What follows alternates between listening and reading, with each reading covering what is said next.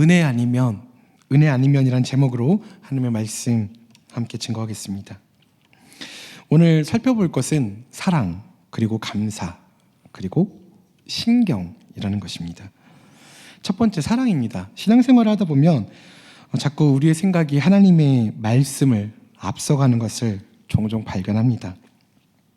내가 했다는 생각이 있어서 그렇습니다. 마태복음 있고 누가복음 있고 요한복음 있지만 내가 복음은 없죠. 근데 자꾸 우리는 삶 가운데서 내가 자꾸 습관적으로 이야기를 합니다. 내가 어떻게 했는데, 내가 원래 어떤 사람, 내가 원래 이런 사람이야, 내가 왕년에 막 이런 얘기 많이 합니다. 그리고 교회 사역 전도나 선교 아니면 팀 모임 잘 됐어도 내가 어떻게 했는데요, 이번 선교에 내가 어떻게 했는데요, 이런 간증들. 예수님은 온데간데 없고 내가 할 때가 참 많습니다.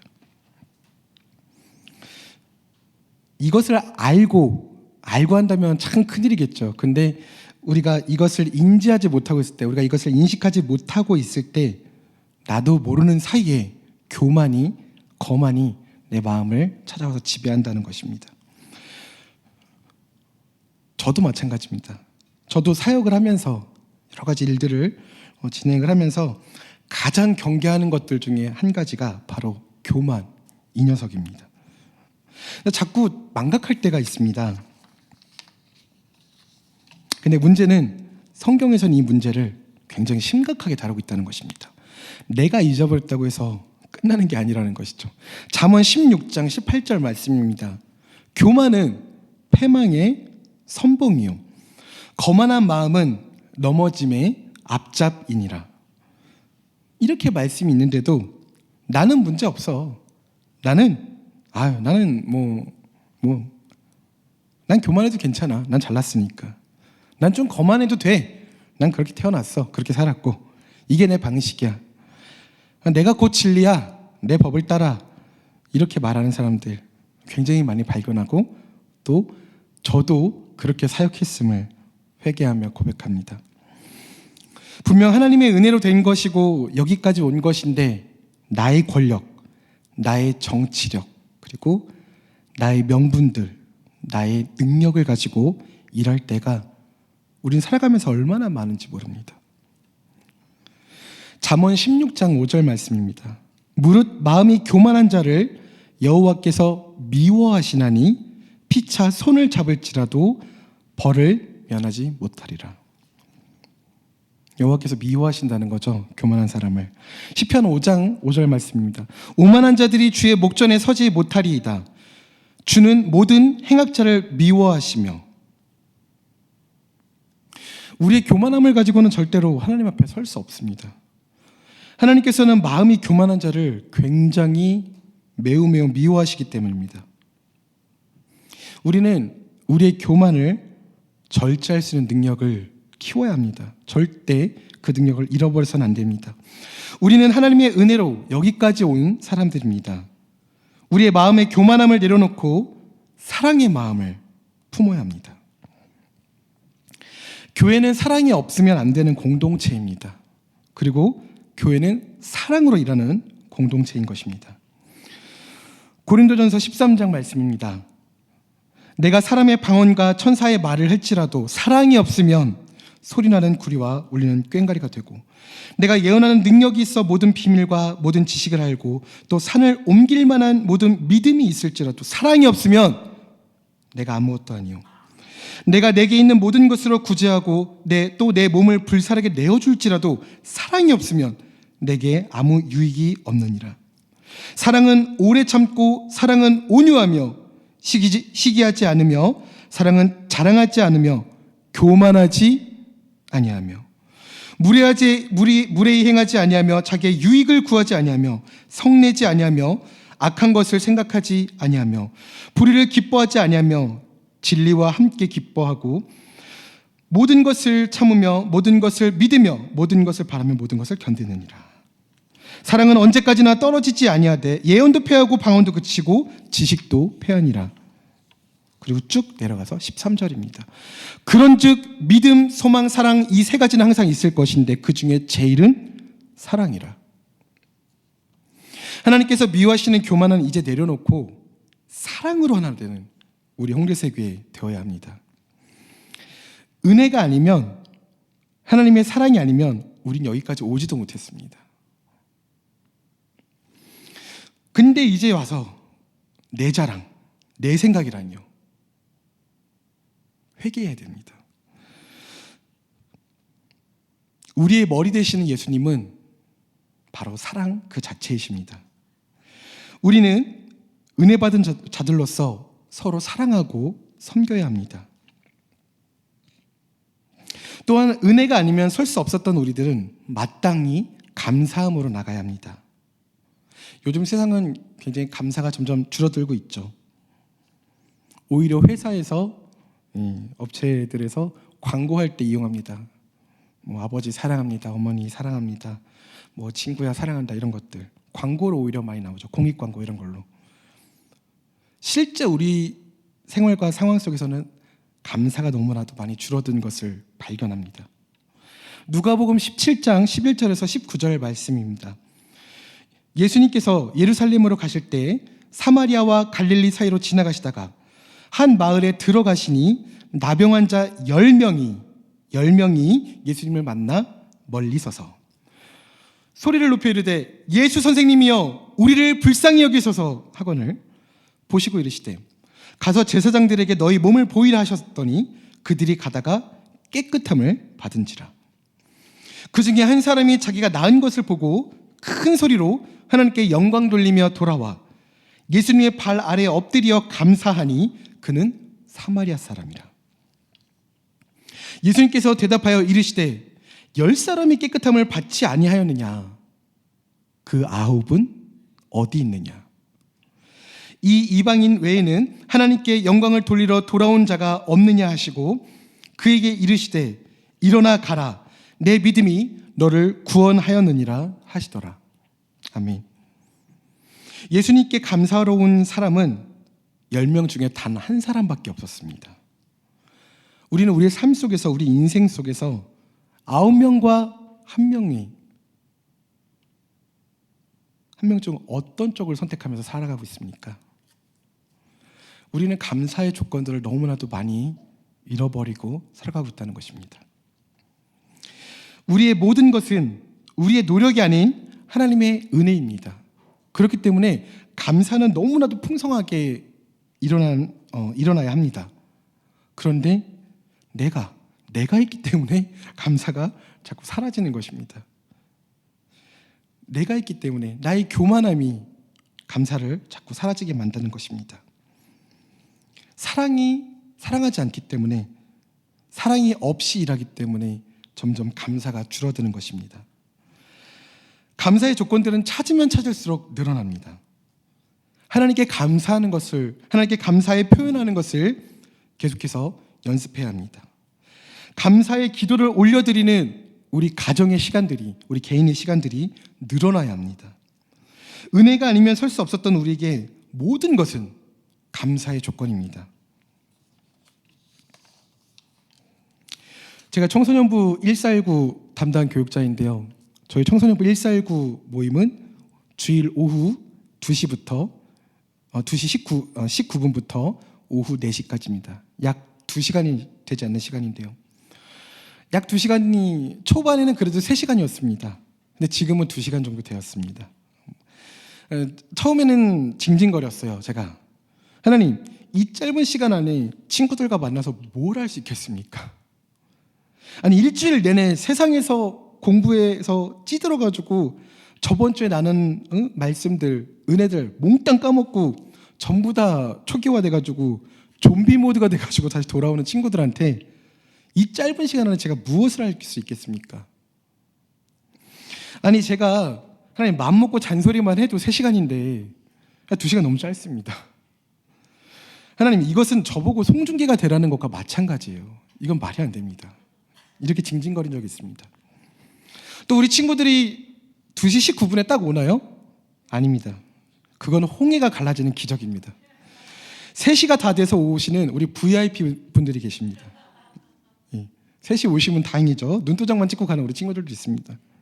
그런 친구들을 데리고 뭘 하라는 건지 모르겠어요. 2시간 동안. 하나님, 이거 뭔가 개선이 필요합니다. 하나님, 역사여 주시옵소서. 징징거렸어요, 처음에는.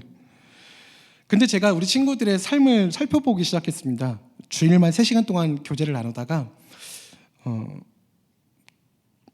말씀을 묵상하던 중에 필요하다 싶어서 친구들에게, 친구들 제가 연락하면 별로 좋아하지 않아요. 그래도 제가 믿음을 가지고 굳건하게 연락을 합니다. 제가 카톡 한 20개 보내면 한 줄 옵니다. 한 줄. 그래도 저에게는 굉장히 감사의 조건인데요. 친구들이 사실 토요일 오후 12시 넘어서까지도 공부를 하느라고 굉장히 힘듭니다. 주중에 연락을 나누다 보면요, 우리 한국의 교육이 정말 어마무시하다는 것을 느낍니다. 12시 넘어서 학원이 끝나고요, 끝나면 집에 가서 자는 게 아니라 또 과제를 하고 또 공부를 합니다. 그리고 새벽 2, 3시가 되어서야 잠이 듭니다. 이건 제가 확인한 바예요. 어떻게 확인할 수 있었느냐? 제가 새벽 저도 학생 지금 안타깝게도 학생이기 때문에 그 시간에 이제 연락을 주고받을 때가 있는데, 친구들이 2, 3시에도 연락이 와요. 답장이. 너 뭐하니? 선생님, 저 공부 중이에요. 왜? 그랬더니 이게 과제가 너무 많아서 해야 돼요. 근데 문제는 이 친구들이 그 다음날 학교를 안 가는 게 아니라는 것이죠. 그 다음 날도 오전 6시나 7시에 일어나서 학교를 가야 된다는 것입니다. 6일 내내 있는 체력 없는 체력을 다 사용해서 공부를 하다 보니까 주일에 교회 나오면 정말 힘들어합니다. 또 그 모습을 보고 있자면 담당 교육자지만 정말 함께 힘이 빠지고 지칩니다. 그럴 때면 청소년부 1419의 모임은 정말 위기 가운데 놓이게 됩니다. 기대감이 없어지죠. 다들 지쳐있기 때문에. 예전에는 교회의 문화가 최첨단이었고 가장 즐거운 곳이었습니다. 간식도 많이 좋고요, 배움도 있는 곳이었습니다. 그러나 지금은 세대가 많이 달라졌죠. 세상의 문화는 이미 교회가 따라가기 벅찰 정도로 성장했었고 모든 면에서 우월합니다. 그래서 문화적으로 접근했다가 예산만 탕진하고 폭망하는 교회들도, 폭삭 망하는 교회들도 여럿 있습니다. 연예인 초대, 최첨단 레이저빔, 최고의 음향 시스템, 초특급 에이스 강사들의 강의, 등등등등, 아무리 좋은 것들을 적용해서 몇 천만 원씩 몇 억씩 투자해도 세상의 모든 좋은 것들을 적용을 해도 몇 천만 원씩 몇 억씩 투자하는 세상의 스케일을 따라가긴 좀 힘듭니다. 그래도 안 할 수는 없으니까 도전을 하긴 합니다. 우리 진, 우리 팀, 우리 조 또는 우리 구역의 모임이 힘들 때가 있죠. 정말 눈물만 흐를 때도 있습니다. 나의 능력이, 나의 노력이, 나의 존재나 나의 가치까지도 송두리째 흔들리는, 뽑혀져 나가는 그런 느낌을 받는 우리 리더님들, 간사님들 계실지도 모르겠습니다. 그 마음 저도 너무 잘 압니다. 기다려서 봐서 알고요, 애타봐서 알고요, 울어봐서 알고요, 부르짖어봐서 압니다. 그런데 우리는 이미 답을 알면서도 자꾸만 내 힘으로, 내 능력으로 무언가 해보려고 하는 그런 습성이 이상하게 있어요. 그러면 결과가 어떻던가요? 저 같은 경우에는 그 대상이 더 도망가는 걸 느꼈습니다. 아예 연락조차 잠수, 그 유명한 잠수함을 탄다 이거죠. 그리고 얼굴을 봐도 대화조차 걸기, 한마디조차 안녕, 인사하는 것조차 힘든 관계가 되는 것을 느끼기도 했습니다. 그럴 땐 정말 이 마음속은 지옥입니다. 절망을 걷습니다. 내가 여기 왜 서 있지? 내 존재 자체가 흔들리는 것 같아요. 정말로. 개인적인 대화를 나눴는데, 개인적인 대화가 사이트에 올라가기도 하고요, 뒤에서 하지 않은 말들과 행동들을 가지고 굉장히 씹혀보기도 했습니다. 그리고 자신들의 잘못을 합리화시키기 위해서 얼마나 말들을 만들어내고 모함을 하는지, 그 억울함을 호소할 데가 없어서 땅을 치면서 기도한 적도 있습니다. 분명히 이렇게 하자고 약속을 해놓고는 자신들의 이익을 위해서 싹 안면몰수하고 본연의 약속은 사라지고 자기의 욕심을 채우기 위해서 인간관계까지 이용하면서 이간질하는 그러다가 모든 관계가 깨어지는 경험도 해봤습니다. 또 자신들의 말과 행동은 생각하지도 않고 인간 이하의 비인격적인 인간의 존엄성은 어디서도 찾아볼 수 없는 그런 대우도 받아봤습니다. 근데 그 모든 것들은 그래도 참을만 했어요. 근데요, 저는 아버지가 목사님이십니다. 그래서 목회하시는 모습을 옆에서 보면서 자랐습니다. 저희 아버지는 제가 생각할 때 정말로 목사님이십니다. 그래서 제가 정말 사랑하는 목사님입니다. 그런데 그런 저희 아버지께 함부로 대하는 사람들이 있었습니다. 그래서 전 깨달았죠. 20년이 되었던 30년이 되었던 세월의 관계가 아무런 의미가 없는 날이 있을 때도 있구나. 전 너무나도 억울하고 분하고 아들로서 절대 참을 수 없는 일들도 정말 많았습니다. 어떨 때는 속이 뒤집혀져서 주먹으로 애꿎은 벽만 치면서 엉엉 울 때도 있었습니다. 내 일이라면 그냥 신경을 끄겠는데 내 부모님, 내 아버지의 일이니 정말 다 죽여 버리고 싶은 심정이 들 때가 많았습니다. 결혼 후에는요, 가끔씩 너무 억울하고 화가 날 때는 잠을 설칩니다. 그럴 때는 아내가 옆에서 잠을 못 자고 제가 앞뒤도 맞지 않고 문맥도 맞지 않고 막 던지는 말들을 다 그 찌질한 이야기들을 다 들어주고 걱정해주고 기도해주고 또 말씀들을 나누면서 밤을 지새곤 했었습니다. 저 굉장히 오랜 세월 동안 진심을 다해서 케어했던 사람들이 있습니다. 그러나 지금 제 주변에는 다 떠나고 아무도 남아있지 않습니다. 그런 사람들은 그런 저를 보고 이렇게 비방하죠. 넌 그래서 안 돼. 그래서 저는 침묵의 시간을 가졌던 적이 있습니다. 사실은 대인기피증이라는 병에 걸렸었습니다. 그 기간을 광야의 시간으로 인식하고 그냥 묵묵히 걸었습니다. 그리고 그때 이렇게 쪘습니다. 그리고 질문을 했죠. 하나님, 도대체 내가 하는 게 아니고 하나님께서 하신다는 것이 대체 뭡니까? 솔직히 내가 울어야 하고 내가 연락해야 되고 내가 찾아가야 되고 내가 뛰어야 하는데 하나님께서 마음을 열게 하신다는 것, 그건 알겠어요. 알겠는데 그런데 내 힘으로 하지 말라는 것 대체 그게 무슨 말입니까? 하나님, 제발 좀 말씀해 주세요. 이렇게 하나님께 정말 질문을 던졌습니다. 그리고 저에게는 응답이 있었는데요. 하나님께서는 저의 모든 힘을 빼게 만드셨습니다. 세상적인 방법들, 제가 사용했던 권력의 힘, 정치의 힘, 명분의 힘, 모든 것들을 내려놓게 하셨어요. 제가 사실 논리에 굉장히 강합니다. 근데요, 지금은 논리에 굉장히 약해요. 제가 결혼하기 전에 이런 고백을 했습니다. 아내한테. 내가 알츠하이머병이 있는 것 같아. 기억력이 너무 많이 감퇴된 것입니다. 그 대인기피증을 앓으면서 기억 감퇴증이 같이 온 것입니다. 그래서 결혼하기 전에 아내한테 고백을 했어요. 혹시 내가 당신을 기억 못할 수도 있으니 그러면 다른 사랑을 찾아가. 그리고 뺨 맞고 결혼했습니다. 권력, 정치, 명분 이런 것들 그때는 제가 어렸을 때니까 그때는 알지도 못했던 개념들입니다. 그게 뭐지? 몰랐습니다. 그런데 나도 모르게 그것들을 모두 다 하고 있었던 것입니다. 그런데 응답을 받고 나선 모두 다 멈추게 하셨습니다.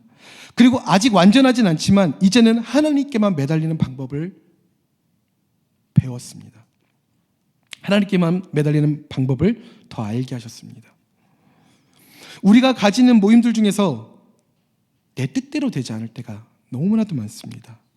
더 엎드려 기도하고 더 엎드려 구하고 더 엎드려 간절하게 기도해야 함에도 불구하고 그럴 힘조차 없을 때가 우리는 인간이기 때문에 있습니다. 아까 제가 고백한 것처럼 저도 그 밑바닥까지 가봤습니다. 그래서 팀 모임이 힘들다고 할 때, 어떤 구역이 힘들다고 할 때 힘내, 하나님께서 함께 하시잖아, 이 말 함부로 못 던집니다. 경험을 해봤기 때문에, 얼마나 힘든지 경험을 해봤기 때문에, 그리고 지금도 경험하고 있기 때문에. 하지만 우리가 기억해야 될 것이 있습니다. 우리가 기다리는 것보다, 우리가 애타하는 것보다 예수님의 마음은 더 안타까우시지만 인내하시고 사랑으로 기다리시고 또한 기다리시면서 쉬지 않고 그 일들을 향하여서, 그 일들을 위해서 일하시는 분이심을 우리가 기억해야 합니다. 우리 모이면은 겨우 1시간, 뭐 길게는 2시간 정도밖에 안 되겠죠. 특별한 경우를 떠나서는요. 그러나 그 모임 가운데 하나님께서 함께 하신다는 사실, 마태복음 18장 20절의 말씀을 우리가 기억해야 됩니다. 두세 사람이 내 이름으로 모인 곳에는 나도 그들 중에 있느니라. 제가 맡고 있는 부서가 처음에 힘들 때 이 말씀 붙들고 일어났습니다. 두세 사람이 내 이름으로 모인 곳에는 나도 그들 중에 있느니라. 무엇이 부족합니까?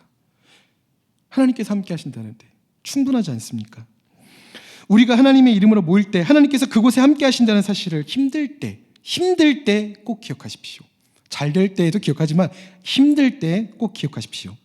혹여나 인간의 노력으로 문이 열릴 수 있습니다. 그러나 그것은 사라질 것입니다. 인간의 열심으로 해결될 수 있는 문제가 아니기 때문에